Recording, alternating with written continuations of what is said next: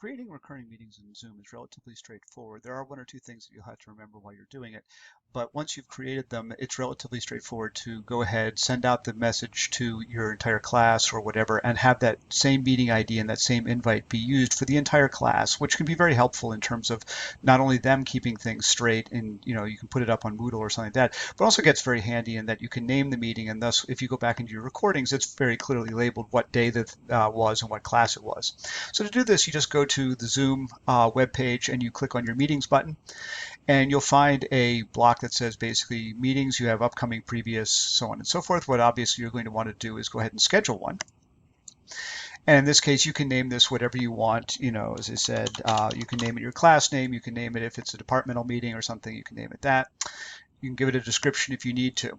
Now, the scheduling algorithm in here is quite straightforward and pretty sophisticated. Basically, you just tell it when you want it. For example, right now I'll set it for 10 a.m. and I want it to be an hour long, and usually the time zone should be set correctly. But then I say I want it to be recurring, and I can go ahead and set this to be anything I want. I can say it's a daily meeting, I can say it's weekly, I can say it's monthly, or it has no fixed time, in which case I'll actually be able to pick multiple times at random. Chances are you probably want a weekly meeting. That's usually what you get for classes. So you'll click on the weekly meeting, and this will say how often do you want it to repeat. For example, you could have it repeat every other week if you had like a departmental meeting that occurred every other week. But say my class occurs on Tuesday and Thursdays, so I can go ahead and select those, and I can say what the end date is, since I know that in this case the last day of classes is going to be the 20, well actually we have the 11th, there we go. And I can say I either want it by then, or I can say how many times I want to do it, and you can have it go infinitely long if you need to. But you basically just need to set this. You can set registration. I don't recommend this. The reason being that this means you have to have a registered account within Zoom. All students were offered this, but not all students accepted it. So there are some students who do not have Zoom accounts. If you click this, they will not be able to join. They would have to go ahead. Now, they don't need their Gettysburg account to join. They could have one that they own personally, and that would work just fine. But they do have to have a Zoom account or it will not work. You have the option for having a passcode or a waiting room. I encourage folks to actually use a waiting room. If you're going to use a passcode, the problem with it is it gets embedded within the URL. And if the URL gets passed around a lot, like in a class or something like this, it's not really very useful because everybody will end up knowing it. It's easier just to put everybody into a waiting room, and then you can sit there and take a look at them, and you know that it's Bob and Sally and Hakeem or something like this that all need to come in. Video, by default, you can start with the host or the participant on or off. You can set up such that the audio is set to both. I can't see any reason why you'd ever want to change this. And then you go ahead and hit save. And that's pretty much all you need to do. Okay, once your meetings are created, you can go in and take a look and see them. And you'll note that in this case, it's gone ahead and scheduled a set of meetings in this case, because I've set it up to do it every Tuesday and Thursday. And in this case, you'll also notice that it is assigned a meeting ID, which is not my personal meeting ID.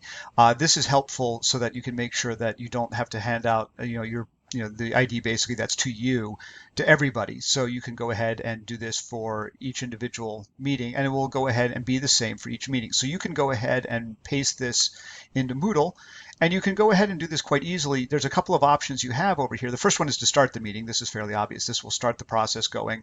It'll start the recording if you've set it to record and all the rest. You can delete it if you need to, as I said, so you can practice with this if you need some help doing this. But the one that you might want to do is go ahead and hit edit if you ever need to make any changes to this. And you have an option. You can either edit all occurrences or you can edit this occurrence. I'm going to go ahead and edit all of them. Just say I made a mistake. Oops, my class is really at 11. So I will go ahead and make it, I clicked the wrong button there or something like that. But this will go ahead and allow me to edit the meeting while leaving the meeting ID unchanged. So in other words, if I botched something, or if for example, your time of your department meetings changed, you can go ahead and change the time or change whatever you might need to do, the day or something like this, without having to go back and get another number. So this gives you the ability to work, to edit it individually or as a group, and still keep the number that you've already sent out to people, so you don't have to constantly send out a new number or anything like that. And then you also have the same options you had before. You can edit whether you want to have a waiting room or whether you want to turn the video on and stuff like this. So In any case, when you're all done, you just hit save, and now my meeting has been updated. This won't mess anything up previously, obviously. If you have recordings or whatever, they will show up normally and all the rest.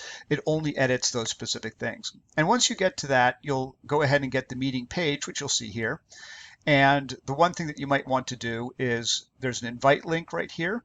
And you can either click this or just send this or email this or whatever, post it in Moodle. You can also go ahead and click the button over here that says copy invitation. This will give you the full invite, which gives you all the times, all the days, and it will also give you a specific address so that, for example, they could automatically go to this and this will automatically go to whatever meeting it might be.